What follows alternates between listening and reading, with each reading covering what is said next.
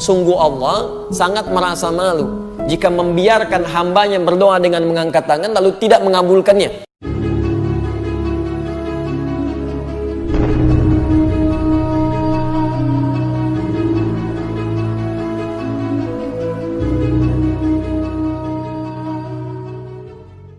Jadi ada doa-doa yang di situ khusus hadisnya mengatakan mengangkat tangan. Yang kedua, ada doa-doa yang memang menunjukkan bahwa saat berdoa tidak perlu mengangkat tangan. Dan di situ nggak ada dalil untuk mengangkat tangan. Tidak ada dalilnya. Ya. Misal, doa yang dilakukan di dalam bacaan sholat pada umumnya. Ya. Doa pertama kan antum baca iftitah kan? Setelah takbir Allahu Akbar tangan diangkat, yang dibacakan iftitah kan? Doa di situ ada 12 doa terbentang. Ada yang baca Allahumma ba'id baini di Al-Bukhari nomor hadis 711 dari Abu Hurairah. Ada yang baca wajjahtu, nggak pakai ini ya. Itu ada di hadis Muslim nomor hadis 1848 dari Ali bin Abi Thalib. Shallaitu khalfa Rasulillah sallallahu alaihi wasallam. Saya pernah salat di belakang Rasulullah sallallahu alaihi wasallam, fastaftaha, maka beliau membaca doa istiftahnya karena panjang, wajjahtu wajhiya lilladzi fataras samawati wal ardh sampai ujung hadisnya. Tapi nggak pernah ditemukan ketika membaca itu Nabi berdoa dalam salat tangannya mengangkat. Allahumma ba'id baini, nggak ada, tetap bersedekap seperti ini.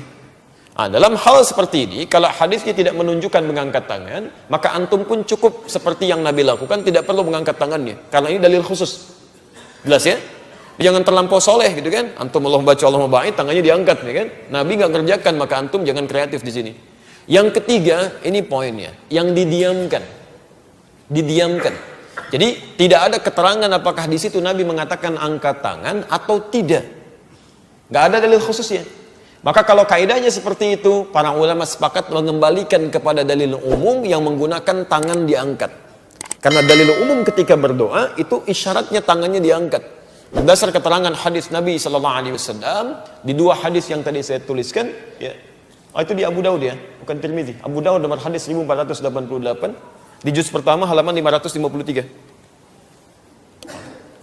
Di Abu Daud. Baik. Ini riwayat 1, riwayat 2-nya di hadis Muslim, betul, nomor hadis 1056, atau di Al-Arba'in, nomor hadis yang ke-10. Baik, lihat kalimatnya. Ini kaidah umum ya. Ini kaidah umum. Nabi sallallahu alaihi wasallam menyampaikan, qala Rasulullah sallallahu alaihi wasallam, innallaha ya, tabaraka wa ta'ala, sungguh Allah subhanahu wa ta'ala itu hayyun karimun, sungguh sangat memiliki sifat peka malunya dan sangat mulia. Yastahi min abdihi, sangat malu ya, terhadap hambanya. Idza rafa'a yadayhi, ketika dia mengangkat tangannya, kemudian mendiamkan ya, tangannya itu ketika dia mulai menjatuhkannya. Maksudnya meninggalkan hambanya dalam keadaan hamba tidak menjawab doanya saat tangannya diangkat. Hadis ini ingin mengatakan, sungguh Allah sangat merasa malu jika membiarkan hambanya berdoa dengan mengangkat tangan lalu tidak mengabulkannya. Demikian bahasa umumnya. Ya. Di sini para ulama mengatakan, ketika ada kondisi-kondisi Anda ingin berdoa dalam kondisi umum yang tidak ada hadis untuk melarang Anda mengangkat tangan, maka yang terbaik Anda angkat tangannya. Karena doa orang yang mengangkat tangan lebih cepat dikabulkan oleh Allah dibandingkan dengan yang diam. Berdasarkan hadis ini, dan hadisnya sahih ya. Dan Nabi pernah menyampaikan juga di hadis Muslim, menunjuk pada seseorang yang ingin cepat dikabulkan doanya dengan dia mengangkat tangan. Cuman sayang dia mengerjakan maksiat tertentu sehingga pekerjaannya menjadikan doanya terhambat di sini, terhalang ya. Ada di hadis Muslim nomor hadis 1056. Kalau nggak punya di Al-Arba'in nomor hadis yang ke-10 ya. Kalau nggak punya juga dengarkan saya bacakan hadisnya ya. Thumma dzakara rajula, lalu Nabi mengisahkan tentang seorang lelaki yuqilus safara, yang menempuh perjalanan panjang. Jadi dia ingin cepat dikabulkan, dia lihat nih ketentuan Nabi kan kalau berperjalanan panjang safar itu doa kemungkinan cepat dikabulkan. Karena di antara doa yang cepat dikabulkan oleh Allah adalah doa yang dipanjatkan saat safar. Ini teman-teman mohon izin ya, kalau Anda sedang safar, apalagi safarnya safar spiritual kan, menunaikan ibadah haji, umrah, atau jenguk orang tua beda pulau di mana dan sebagainya kan, itu isi dengan berdoa cepat dikabulkan ya. Asy'atha aghbara, sampai-sampai tampilannya kumal, rambutnya berantakan kan. Yang paling menarik, ini yang paling menarik, yamuddu yadayhi ilas sama, bahkan dia mengangkat tangannya ke langit. Aturan kedua, orang yang mengangkat tangan bermohon kepada Allah lebih cepat dikabulkan dibanding dengan yang diam. Baik, Yang ketiga, fayaqulu ya Rabb, ya Rabb. Lalu dia memulai dengan al-asmaul husna. Puncaknya, orang yang berdoa dengan memulai menyebut al-asmaul husna, banyak ayatnya di Quran. Termasuk di 2 ayat terakhir di surah Al-Isra tadi. Ya. Qulid Allah awid ar-Rahman ayyamma tad'u falahul asmaul husna. Kalau Anda punya suatu permohonan, kebutuhan, kata Allah, minta, sebut nama Allah. Atau ar-Rahman. Atau kalau Anda tahu ayyamma tad'u falahul asmaul husna. Setiap Anda ingin mohon kepada Allah, coba cari nama terbaik dari nama Allah yang sesuai dengan kebutuhan Anda. Karena Allah sudah siapkan nama-nama terbaik sesuai kebutuhan kita. Anda punya masalah misalnya sulit, belum terbuka, ingin minta sama Allah, sebut ya Al-Fattah. Anda rizki ini, sulit rizki, sebut ya Razzaq. Tayyib. Ada yang isengin Anda, ada yang jahilin Anda, sebut namanya ya Al-Jabbar, ya Al-Malik.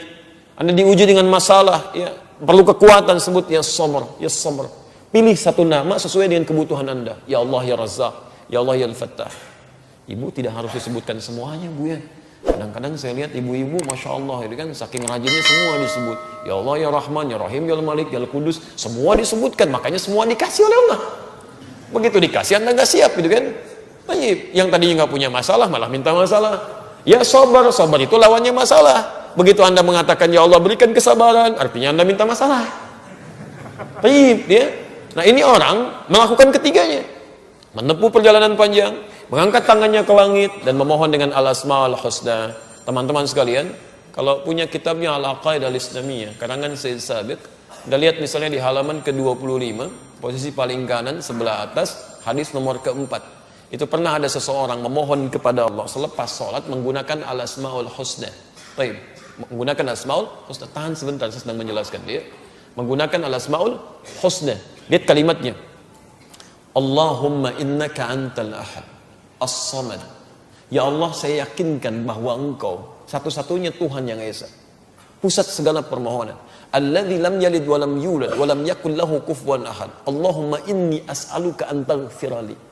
Allah, saya tekankan, saya bulatkan, saya yakinkan bahwa Engkau tidak ada sekutu bagimu, nggak punya anak, nggak diperanakan, dan nggak punya sekutu. Saya mohon ya Allah, ampuni dosa saya. Begitu Nabi dengar kalimat itu, kata Nabi, tahukah engkau at-tadri, tahukah engkau berdoa dengan kalimat idza du'iya biha ajaba wa idza su'ila bihi ata.